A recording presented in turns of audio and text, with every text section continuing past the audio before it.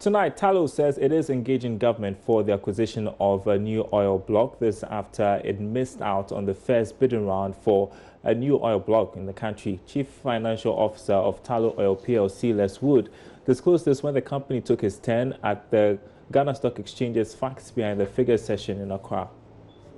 We were disappointed with the outcome because we have a very important and strong business here in Ghana, and we would like to grow it. So should the government, as we understand they might, should they come forward with future bid rounds, then our geologists would be taking a good look at those opportunities. So we are keen to grow a business here. We have a very, very important business. So it was disappointing, but let's see what the government brings forward. You learned your lessons because you talked about being disappointed to ensure that this time round you get it right in being the bride of choice. So I think what we always you learn from these things, of course. I mean, that's one of the important things about being in business. You have to learn. But if I look back at what we bid for that opportunity, we put a very fair bid on the table. It was just unfortunate we were beaten by another bid. So I think, did we do the right thing? Yes, I think we did. Will we learn for it for the next time? Yes, we will. So you will always learn in this industry. I mean, that's how we do our business. What would it mean for you in terms of consolidating your position here by getting other wells? I mean, yes, you are big in other markets. It's not just about Ghana. What does it mean for in terms of the consolidation here in Ghana for your operations even going forward? Yes, well, we thought actually when we did the previous bid round, we thought that was one of the unique advantages that we had as Tullow. We've already got an established employee base, we've got an established work base, and we've got an experience of working in the country. So we think that actually brings us some positive advantage. And that's something that in any future option or anything that we approached, we would certainly be playing to what we think are the positive strengths of Tullow. Because obviously being an incumbent in any country is a good position. So, and while we have these existing two fields, we want to be here for a long time. You know, Ghana was very important in the building of where Tullow is today, and we do plan to be here for a long time. So adding other parts to our portfolio would be really a positive step forward. All right, great time to look back at the Joy Business Town Hall meeting on oil and gas, which was held on the 28th of October on the theme 10 years of commercial oil production in Ghana, challenges and prospects for the future.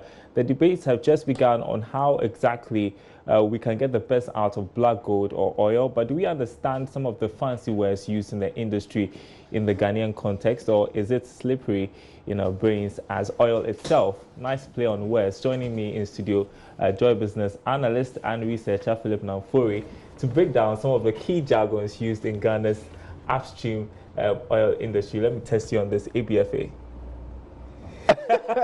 I know I'm just finding them out. Great. I mean, so, yeah, these are some of the things. By the way, what is that? So that's the portion of oil revenues that actually go to the budget to support our development. So when we are talking about how the oil is affecting Ghana, that's the amount that goes to the budget. So that's the ABFA. And you know, there's a part that goes to support future generations, and that's the Ghana Heritage Fund. That's the next one coming up. The short form is GHF. And it's essentially a fund. So part of the oil revenues also go to be tucked away for future generations. And that's the Ghana Heritage Fund. And another part also goes to support or goes as a stake to Ghana's National Oil Company, and I'm sure you're very familiar with the GNPC. And if I ask you what the full meaning of GNPC is, all you tell me. Ghana National Petroleum Corporation. Okay, so you got it correct. So yeah, that's the GNPC. Then the fund that is supposed to support future generations, it comes under what we call the Ghana Petroleum Funds. And so Ghana Petroleum Funds is broken down into Ghana Stabilization Fund and Ghana Heritage Fund. So Ghana Petroleum Funds is the collective name of the Ghana Stabilization Fund and the Ghana Heritage Fund. Now, there's also one that we'll be getting to, but I want to test you now on it. PHF. Say that again. PHF. Heritage Fund. No, you're almost there.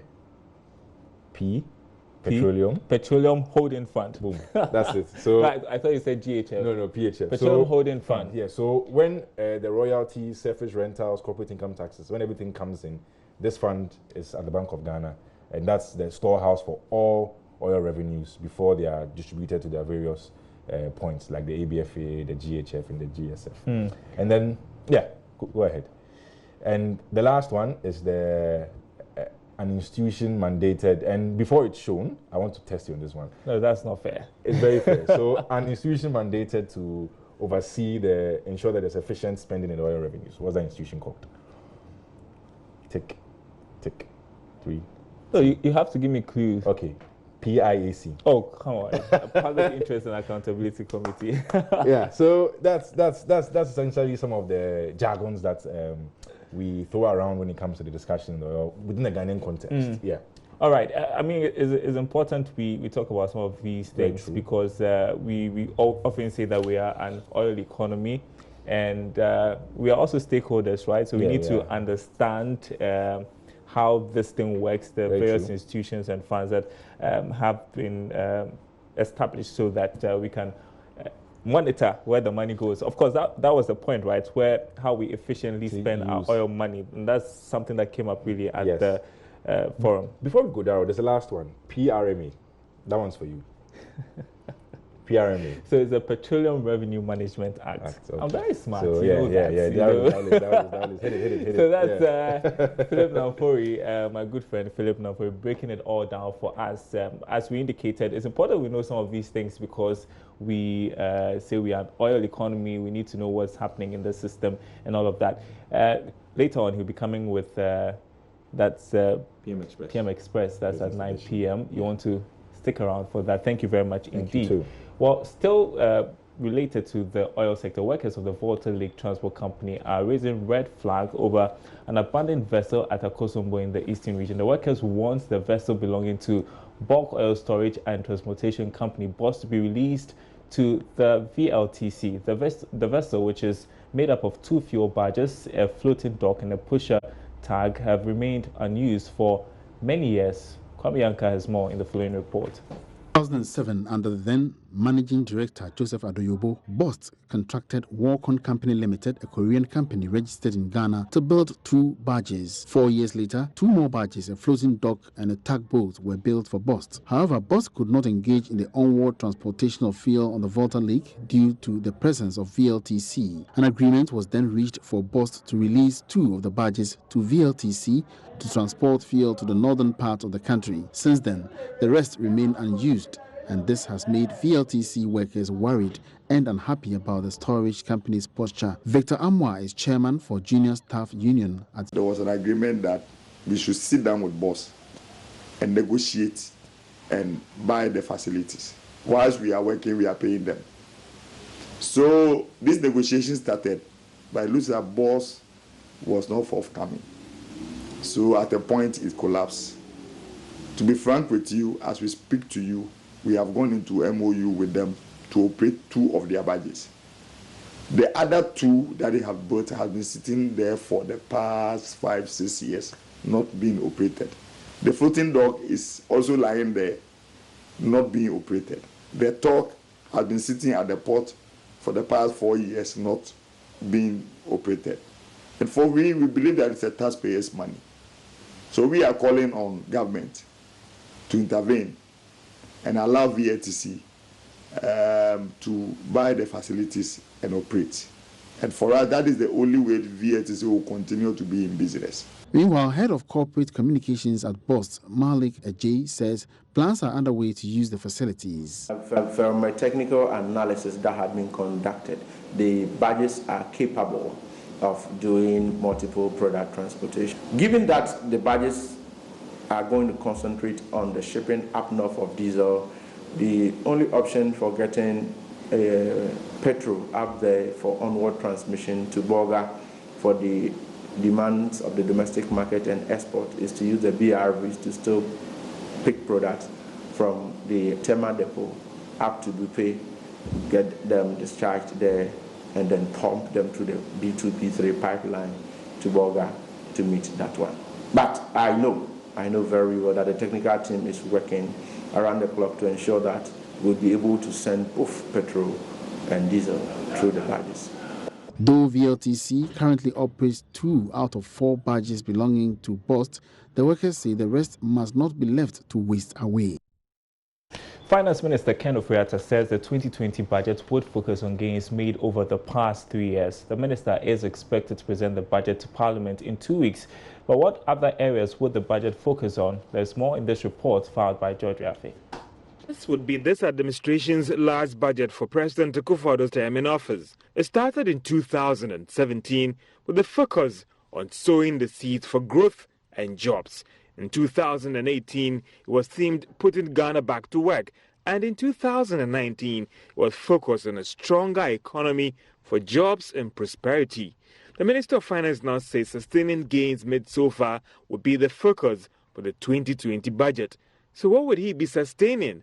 That's the question I posed to the Finance Minister, Ken Ofori-Atta. Sustainable stability, security, I think really make sure the roads are done, make sure the flagship projects are going on, and begin to think structurally about tax reform, export drive, things that now begin to place us in a position on a real growth strategy that would also bring the needed employment. The minister has also been talking about how he plans to deal with the revenue mobilization challenges before the end of 2019 and going into next year. I think our real issue is the underperformance of revenue, and we need to figure out how much we can get in these 2 months and how much expenditure we can also manage over the period to be able to claw back. The new leadership at GRA, let's see what we can get. And then also looking at our expenditure patterns, let's see how we can manage that. He maintained that the 2020 budget will take a firm decision on dealing with the about $3 billion tax exemptions that the country loses annually. For many, the real test will be how he plans dealing with the revenue mobilization challenges and the election year budget overrun cares. One would also want to look at how they're going to raise money to fund some of its flagship programs. Prominent among them is the free SHS and how it will use the budget to complete some projects it promised to finalize in its first term in office, and keeping the brakes on questionable expenditure, especially in an election year. Meanwhile, the Finance Minister Ken Ofori-Atta is insisting that the country's relationship with the U.S. would not be affected despite the cancellation of the PDS contract. There have been fears that Ghana could miss out on the U.S. Third Power Compact aimed at improving power infrastructure in Africa. There's also possible scaling down of financial support from the World Bank and some donors. But speaking to Joy Business, the Finance Minister maintained the future financial engagements would not be affected. I mean, basically, anytime there's a point of departure, there's some tension. But, I mean, as I mentioned, U.S. and Ghana, from the beginning of the construction of the Akosombo Dam, which for 60 years has been really the bedrock of our energy situation, so there are, periods in which you have differences, but that doesn't mean that you don't remain partners. I think I had a quotation from Kennedy which mentioned, well, not to worry about the past or too concerned about the present, but how we go forward in the future as the way to do it. So I think we'll be okay. Yeah. All other commitments will go ahead in terms of support, funding, and all those things. I believe deeply that we are an important ally, and our economic interests and political interests meet much stronger than a difference in interpretation of a contract. So it will be well. You talked about the fact that November 15th you will come out with a new plan in terms of the private sector participation in PDS. Are we on track? We are working on that. I hope to do that. I have a budget on the 13th and then 2 more days, so I'll figure it all out. Yeah, but people are working on that. We are assured of a new plan that engage all stakeholders should be excited about, please. I hope so, but it will certainly be in the interest of Ghana. Also in the news tonight, the Ghana Union of Traders Association says a lockup of foreign-owned shops in Kumasi will be extended to other parts of Ghana in the coming days. The action, according to GUTA, will compel government to implement the country's laws on retail trading. It is the second time local traders have resorted to an action like this, similar to that earlier in the year, in protest of government's failure to deal with the crisis. Traders say they will ensure the Ghana Investment Promotion Center fully implements its own laws to protect local businesses. Nana Sensumensa has been interacting with leadership of Nigeria and Ghana Trade Union Associations and now reports. So the friction between Ghanaian traders and their Nigerian counterparts seems to be dying out, but it just resurrected yesterday. Yesterday we had reports that the Ghanaian traders have locked the Nigerian shops somewhere in some magazine this year, and also Kajetia. We want to find out from the leadership of the Nigerian traders how this situation is affecting their businesses, and also to find out the way forward to solve this particular situation. Yeah, actually, yesterday morning we just got information that some group of men come to Alaba and they started locking our people's shop over there. So from Alaba they proceed to Adeshimai, Kejetia, Idum side. Okay. And started doing the same. Then by the time we got the information, so we started calling the authority, because we always advise our people not to engage them in any violence or whatever. Rather, let's do it, because too wrong can never make right. So first of all, I call the Mishia Divisional Police Commander, ACP Kwekubua, which dispatched his men immediately. And he did a very wonderful job. As I'm talking to you now, immediately he ordered his boys to open all the shops at Alaba. So all the shops at Alaba open. And the regional commander also sent his boys at Adeshimai, KJTR, and the Idum side. And they did the same. Only Swami Magazine owner is only one who is somehow disturbing, but I believe that they will also do the same. Meanwhile, the leadership of Ghana Traders Union Association, GUTA, says members in other parts of the country will join the exercise. Albert Mensah Ofer is PRO for GUTA Ashanti region. And we used to talk to the ministers and the authorities. If the regional minister called GUTA about 3-4 months ago, he said he will use the institution with us and do this exercise because they know it's a law and they have to use the law. You get my point? So till now, so it was our preparation that we know that the government don't care about our problem or how we are crying for trading. So we have to move a step and start. It's not only Ghana, it's going to be our region. Accra will start today or tomorrow. Accra, they will start today or tomorrow. Takwa, they will start. Sunyana will start. We want to prove to the government that they should use the law, which he himself has said it. This is our problem. And the parents is the police intimidating us. Why somebody flouting the law or abuse the law? And then as a citizen, as an officer, we shouldn't be. For JoyNews, Nana Sensumensa, Kumasi. Now, the annual Joy Primate in Ghana Fair has opened at the Nungua Junction Mall in Accra. The 4-day program is focusing on exhibiting Ghanaian originality, authenticity, and rich culture. My colleague Odilia Ntiamwa has been speaking with exhibitors. Here with one of the sponsors for the Made in Ghana fair that's at the Junction Mall. You guys actually do powdered egg, water egg, now turned into powder. Tell us all about it. So we use a process called freezing, where we put the eggs into a machine and basically it gets frozen.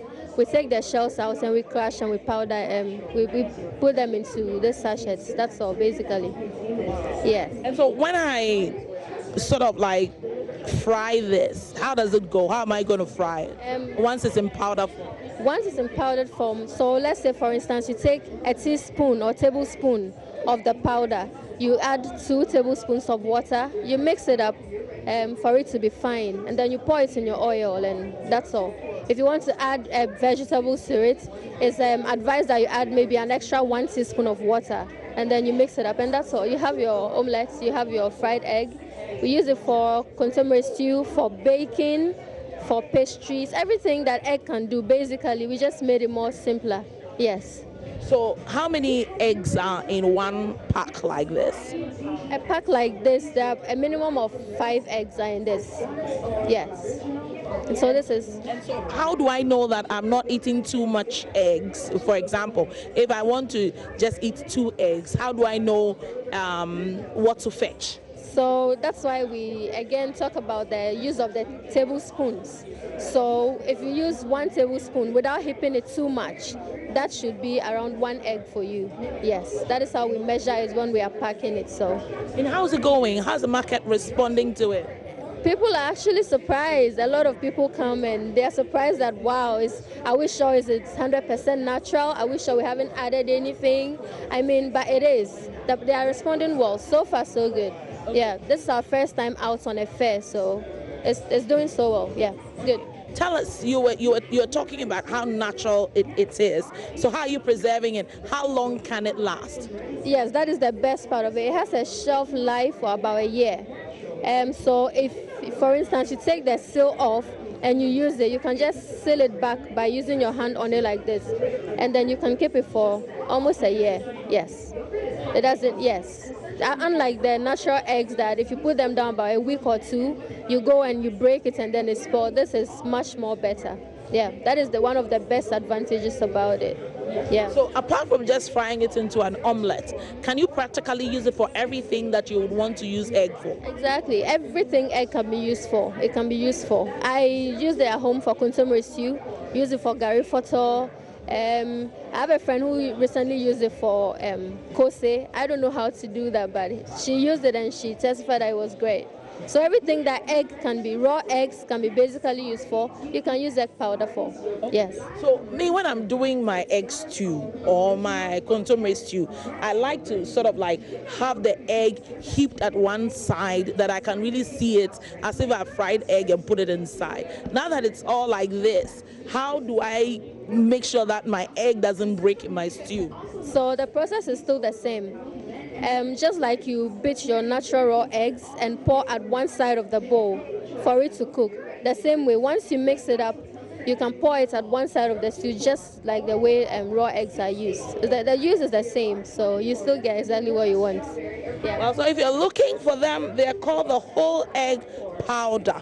And it's actually nourishing life naturally.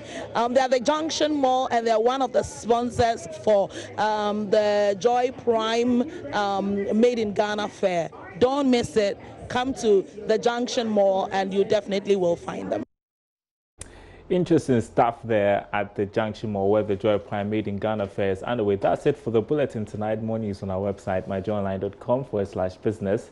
My name is Darryl Kwao. Thanks for watching. We'll be back same time tomorrow. Stay with us.